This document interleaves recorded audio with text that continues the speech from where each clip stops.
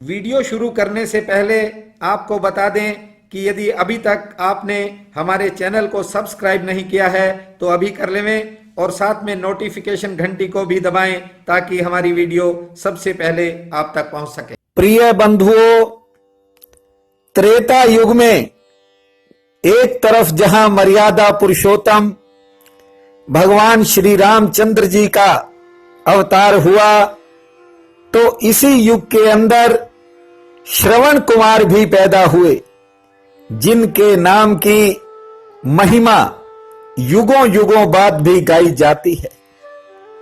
श्रवण कुमार के माता पिता जन्म से अंधे नहीं थे।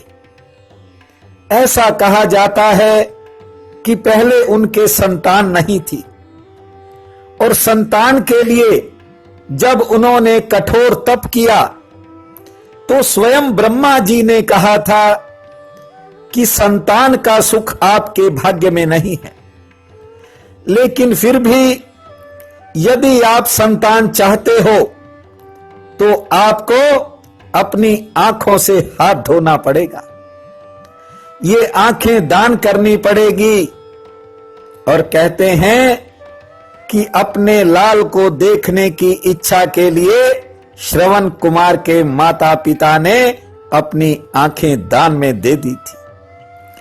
माता पिता अपनी संतान के लिए क्या क्या करते हैं ये वे ही जानते हैं। जब श्रवण पैदा हुआ और जब वह युवा अवस्था में आया, उस समय उसके माता पिता आंखों से तो पहले ही लाचार थे और जब वह जवान हुआ तो उस समय वे काफी कमजोर दुर्बल हो चुके थे। बुढ़ापे के कारण चलने फिरने में भी असमर्थ थे। एक दिन बूढ़े माता पिता ने अपने लाडले से तीर्थ यात्रा की इच्छा जताई। मां बाप के लायक बेटे ने उसी समय एक मजबूत कावड़ बनवाई और अंधे बूढ़े माता पिता को कावड़ में बैठाकर तीर्थ यात्रा के लिए श्रवण कुमार निकल पड़े। कावड़ को कंधे पर रखकर वे अपने माता पिता को ले जा रहे थे। एक दिन उन्हें प्यास लगी, गर्मी का मौसम था।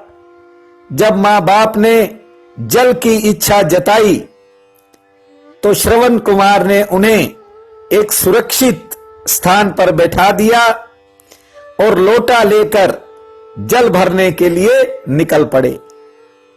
कहते हैं कि जो ही श्रवण कुमार ने पानी भरने के लिए सरयू नदी में लोटा डुबोया, उसी समय एक बाण श्रवण कुमार की छाती पर आकर लगा। यह शब्द भेदी बाण था जो अयोध्या के राजा दशरथ की कमान से निकलकर आया था। दशरथ ने किसी हिंसक पशु के संदेह में यह बाण चलाया था, लेकिन श्रवण कुमार की चीख सुनकर जब अयोध्या नरेश उसके पास पहुंचे तो कहते हैं कि सरयू की लहरें, नदी की लहरें भी कह रही थी, हे माता, हे पिता, हे पिता, हे माता। ये दृश्य देखकर दशरथ घबरा गए। उन्होंने सोचा ये क्या अन्याय हो गया। पूछा तुम कौन हो? श्रवण कुमार ने कहा कि मेरा नाम श्रवण है, मेरे पास अब ज्यादा समय नहीं है। मेरा जीवन माता पिता की सेवा में गुजरा है।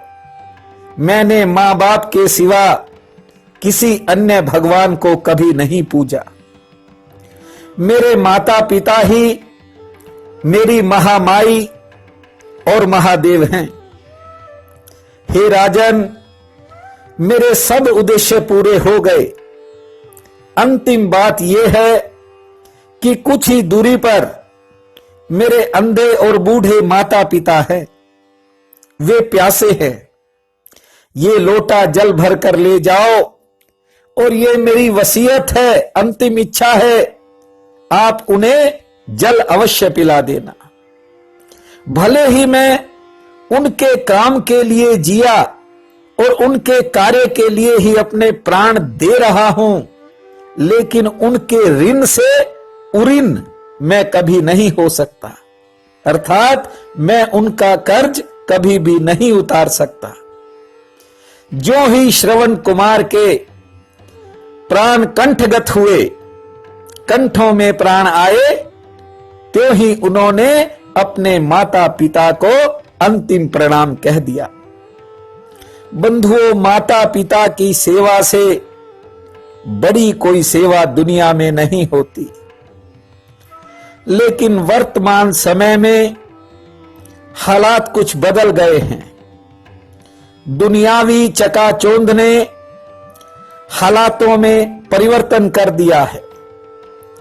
मां अपनी संतान को अपना हिस्सा ही नहीं मानती, बल्कि संतान का ख्याल अपने से भी बढ़कर रखती है।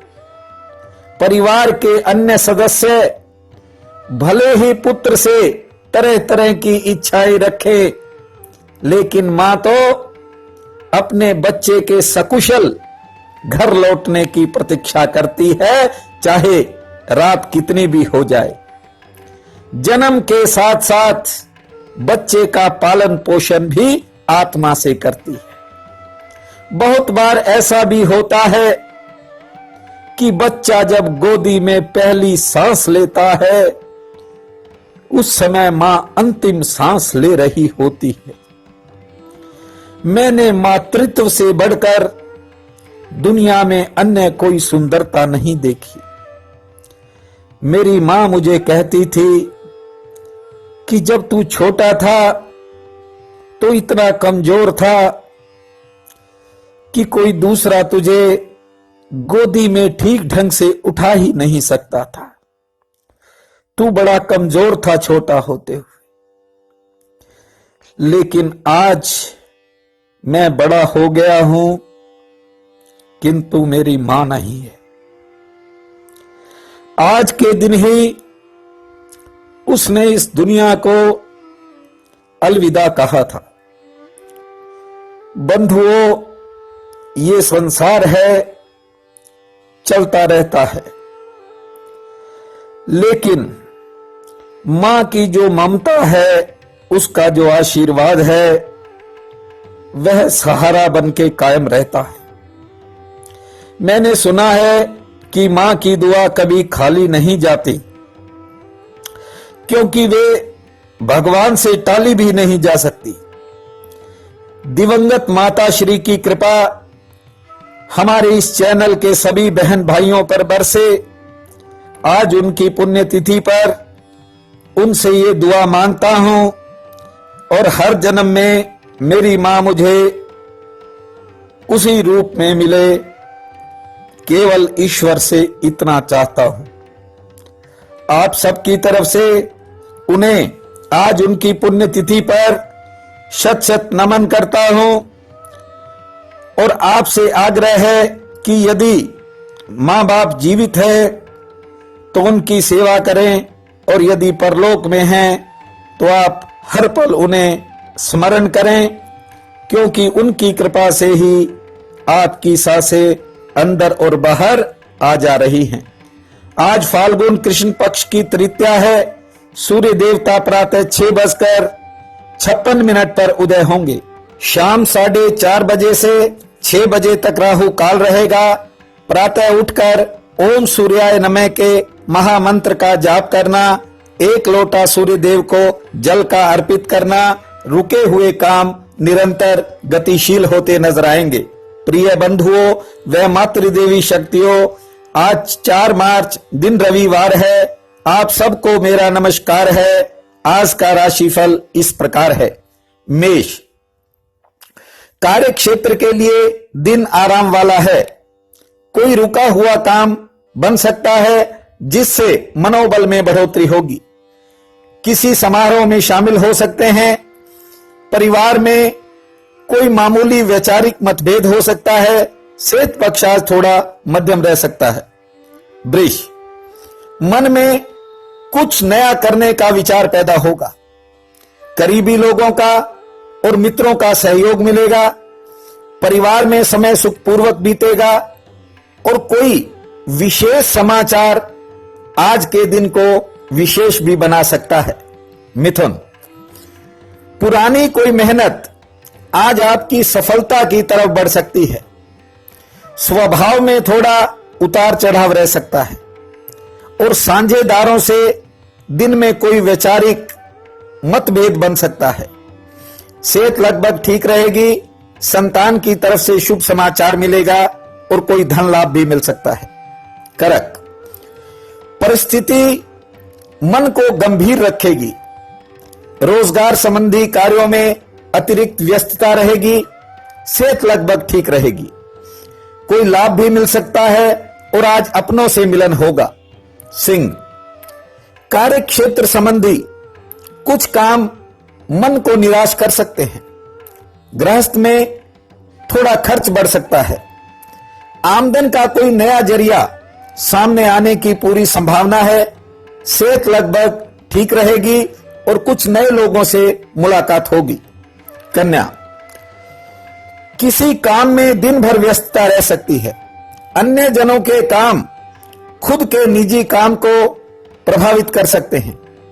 धन लाभ का कोई स्रोत सामने आएगा।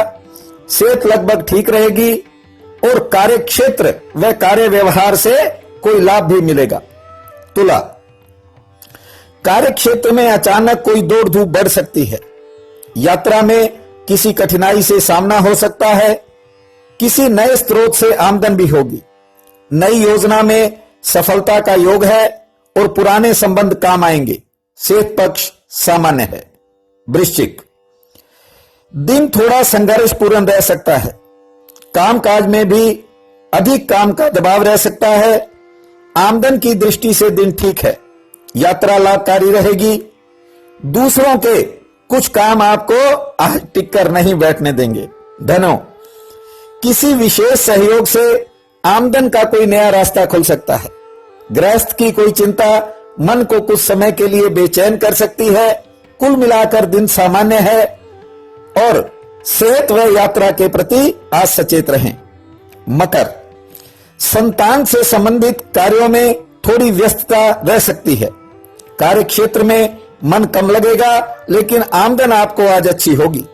मन में किसी बात को लेकर बेचैनी भी हो सकती है। रिश्तेदारों व मित्रों का आपको सहयोग मिलेगा। कुंभ, कार्य क्षेत्र के लिए आज आपका दिन सामान्य है। अचानक मन में कोई नई योजना पैदा हो सकती है। आज किसी नए संपर्क का आपको कोई लाभ भी मिल सकता है। किसी विशेष काम में आपको सफलता मिलेगी। यात्रा व खान पान के प्रति आज थोड़ा सचेत रहें। मीन, रोजगार में आज कुछ समय के लिए कोई परेशानी आ सकती है। मन में दुविधा रहेगी। आमदन का कोई नया रास्ता खुल सकता है और दोपहर बाद कोई रुका हुआ काम भी बन सकता है। सेहत पक्ष जो है वह सामान्य है।